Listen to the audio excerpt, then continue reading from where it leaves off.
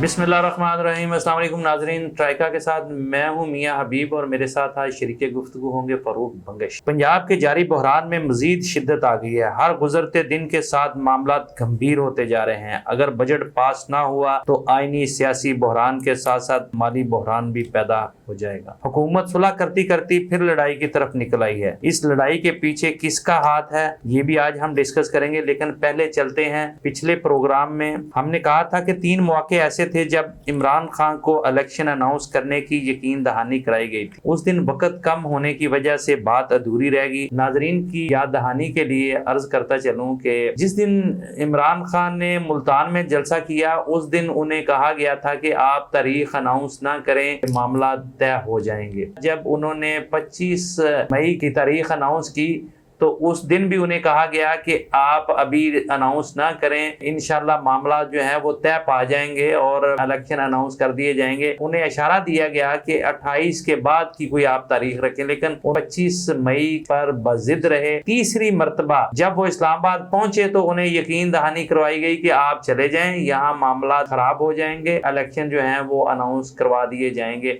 जिस पर वो वापस चले गए। जी बंगई साहब, इस पर बात हो रही थी तो आपने कहा था कि मुझे पता है जिसने ये मामला खराब किया। आपको भी पता है, अकेला मुझे पता नहीं है। पता है, लेकिन नाजरीन को बताएं ना। नहीं, वो बात ये थी कि इनको बताया गया था कि जी मामला आप असम्बली में वापस आ जाए, उसके बाद आप सबको बाजुमात रुखसत किया जाएगा, कुछ तरमीम करके उसके बाद नए इलेक्शन कराते। ये तय हुआ था और कह दिया था कि जी आपने ऐलान नहीं करना है भी लॉन्ग मार्च का। अचानक चेंजेस उस वक्त आ गए कि जब इमरान खान मुल्तान से आ रहे थे तो उनको जहाज में वो इत्तला मिली है कि भाई आप इस्लामाबाद ना आना, कुछ भी हो सकता है। एक ये तब्दीली। दूसरा, इनको ये भी बताया गया कि वो तो प्लान बना रहे हैं आपको रोकने के लिए लॉन्ग मार्च को, और पकड़ दकड़ की उन्होंने पॉलिसी अपना रखी है, अहकामात बल्कि जारी कर दी है। तीसरी चीज़ उसमें ये थी कि नोटिफिकेशन इन्होंने शुरू कर दिया पोजीशन लीडर का, तो इसलिए उन्होंने फिर कह दिया, वो जल्दी जल्दी में उन्होंने प्लान तैयार कर दिया। इसमें बताया जाता है कि शहबाज शरीफ साहब और नवाज शरीफ साहब दोनों ऑन बोर्ड थे इस मामले में, लेकिन इसके बावजूद चूंकि जरदारी साहब नहीं मानते थे और मौलाना साहब का भी वो भी चाहते थे कि चलो हो जाए तो कोई बात नहीं, जरदारी साहब ने भी कुछ लोगों के साथ मिलकर के इस प्लान को नाकाम बना दिया, क्योंकि उनकी कोशिश थी कि यह खराब किया जाए सूरत हाल को।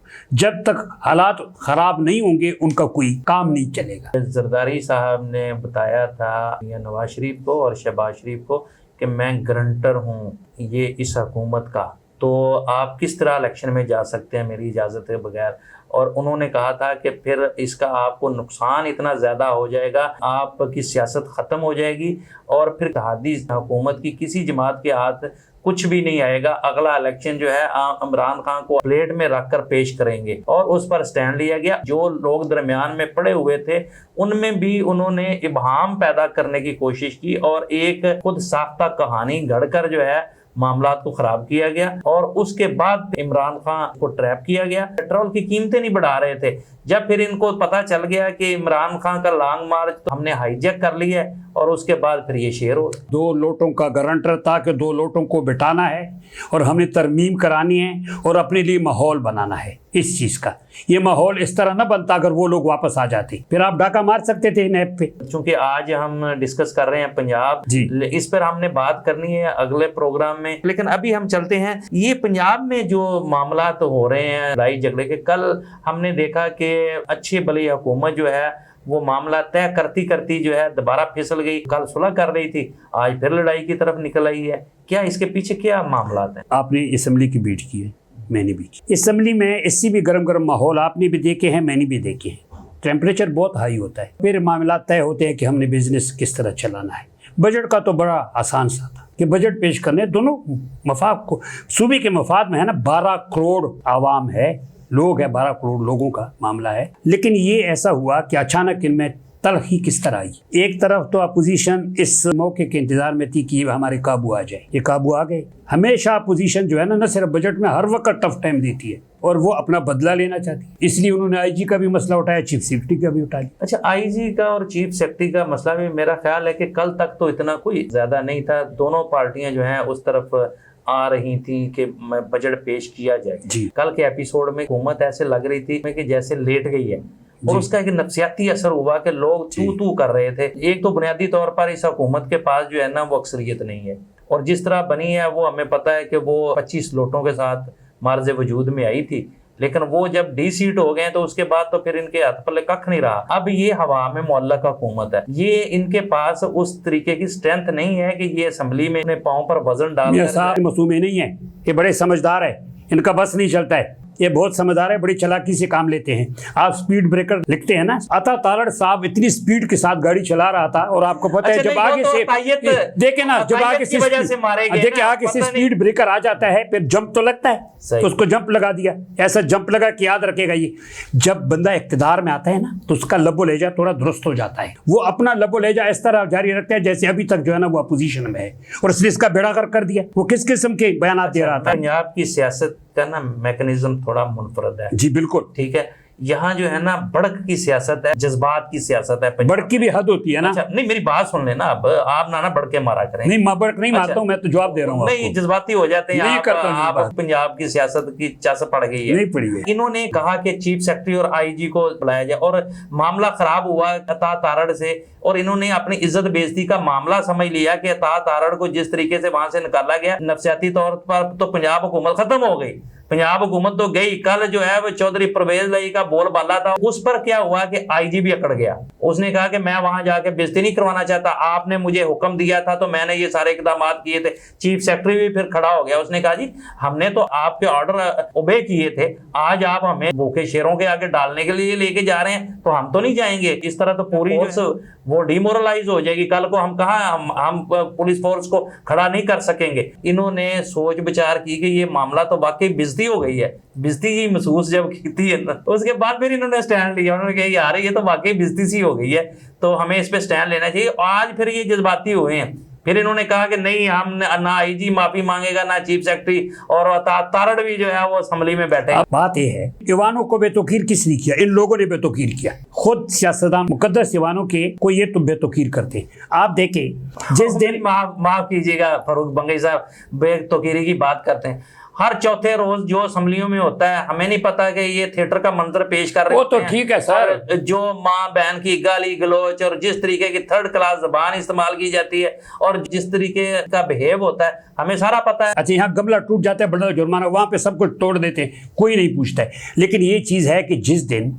इन्होंने सीढ़ियों में एक वजीर आला का इंतखाब किया था, पुलिस को अंदर घुसेड़े, इनको ये फिक्र नहीं थी कि कल इसी असेंबली का सिवान का हमने बिजनेस चलाना है, आज बुलाए ना पुलिस को, वहां बजट पेश करे सीढ़ियों में। इनको पता नहीं था कि क्या होता है। समझौते करने पड़ते हैं, कुछ ना कुछ नरमी दिखानी पड़ती है अगर आपने बिजनेस चलाना होता है असेंबली का। जब उन्हें तनख्वाहें नहीं मिलेंगी तो देखना अगले महीने अगर पंजाब के जो मुलाजमीन उन्हें नहीं उसकी निगरानी में बजट पास नहीं होता तो एक नया माली बहरान पैदा हो सकता है। ये हुकूमत बड़ी बुरी तरह फंस गई है। कल इनका तरीका वारदात चौधरी परवेज लाई और अपोजिशन का कुछ दूसरा था। ये चाह रहे थे जो कुछ हमारे साथ हुआ था उसका हम बदला ले लें और आईजी और चीफ सेक्रेटरी को यहाँ बुला के जो है उनकी सरजनिश करें और जो माँ बहन एक हो सकती है वो करें, लेकिन वो भांप लिया उन्होंने। उसके बाद इन्होंने फिर आज पैंथरा बदला। आज ये चाह रहे थे कि किसी तरीके से बजट पेश कर दें, हम इसकी इजाजत दे देंगे, उसके बाद इनको फंसा लेंगे। क्योंकि उनके पास बजट पेश करने की सूरत में कोई ऑप्शन नहीं रह जाता, उसको पास नहीं करवाते तो हुकूमत खत्म हो जाती। वो आपस में मुकमका किए कि वो बजट पास नहीं हो सकता।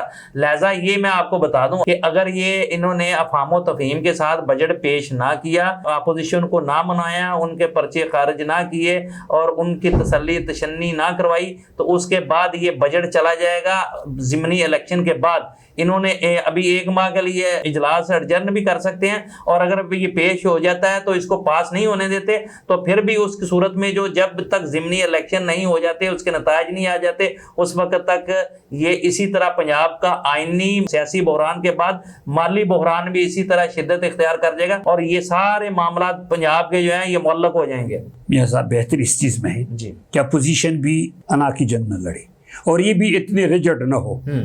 अब बेहतर ये पंजाब के अवाम को सजा न दी, समझौता करे, किसी नतीजे पे पहुंचे, बजट पेश करें। और अगर ये नहीं करते हैं तो फिर आप वाली बात सही है, फिर ईवान को ताला लगाए, फिर सड़कों पे लड़ाई करते रहे। बस ताला तो लगा हुआ था पंजाब असेंबली को, ये खुला कैसे है? अगर ये ताला खुल सकता है और ये बैठ के मामला को आपस में फामो तफहीम के साथ इजलास चलाने तक ले आए थे, तो फिर उसके बाद इनको चलाना चाहिए था। फिर वापसी का रास्ता क्यों इख्तियार कर रहे हैं? ये आपस में जिद की जंग, अना की जंग है। अपोजिशन को भी चाहिए और इनको भी चाहिए कि थोड़ा अपना लहजा जो है नरम करे, ना कि जंग खत्म करे। और ये आगे फिर असम्बली का ये कार्रवाई चलती रहेगी, इन्हें भी तो इजलास होंगे ना। अगर इन्होंने हुकूमत करनी है, अगर बदमाशी करनी है, तो फिर तो यही रास्ता, इस तरह होगा। स्पीकर पंजाब असम्बली कहते हैं कि ये बच्चा हुकूमत है, इनके बस का काम नहीं है। क्या वाकई हमजा शहबाज की हुकूमत बच्चा हुकूमत है? सर, ये बच्चा हुकूमत हो या बच्चा जमूरा हुकूमत हो, इसमें पुराने पार्लियामेंटेरियन भी तो मौजूद है ना। क्या हुकूमत को बारा खाता है कि वो लड़ाई की तरफ जाए? सर, हुकूमतों में लहजा नरम रखना पड़ता है। ये गिला करते थे इमरान खान से। चलें देखते हैं पंजाब को किस तरह चलाना है, एक दो दिन में बाज़ा हो जाएगा, क्योंकि ज़्यादा देर तक जो है ये सूरत हाल इसी तरह नहीं रखी जा सकती। क्योंकि ये भी पाकिस्तान की तारीख में पहली बार हुआ है कि एक मुअय्यना दिन मुकर्रर किया गया कि इस दिन बजट पेश होना, और उस दिन बजट पेश नहीं हो सका। ये भी अनोखा वाक़या है। ये एजाज़ जो है वो भी पंजाब के हिस्से में आया, और पंजाब के ईवान में बजट का दिन मुकर्रर होने के बावजूद बजट पेश नहीं हो सका। देखते रहिएगा, इंशाल्लाह कल फिर आपकी खिदमत में हाजिर होंगे। अपना बहुत सारा ख्याल रखिएगा। अल्लाह हाफिज़।